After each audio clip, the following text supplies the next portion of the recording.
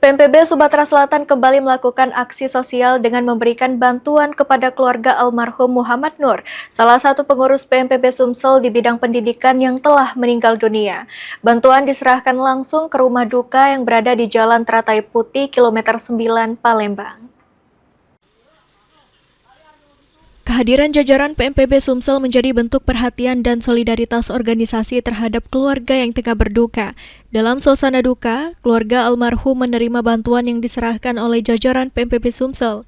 Ketua Umum PMPB Sumsel M. Yusuf Malaya melalui Panglima Satgas PMPB Sumsel, Zainuddin, menyampaikan rasa duka cita yang mendalam atas meninggalnya Muhammad Nur. Menurutnya, bantuan yang diberikan merupakan bentuk kepedulian dan penghargaan PMPB Sumsel kepada almarhum yang selama ini telah menjadi bagian dari keluarga besar organisasi.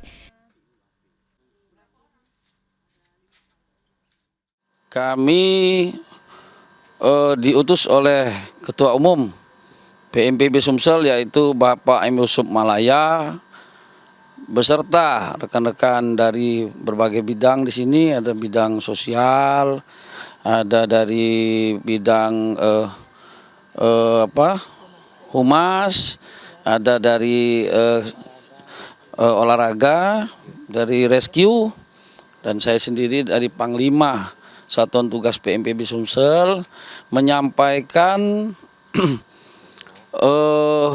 bela sungkawa ya kepada keluarga besar almarhum, yang mana almarhum ini yaitu Bapak M. Nur ini merupakan pengurus dari bidang pendidikan di PMPB Sumatera Selatan.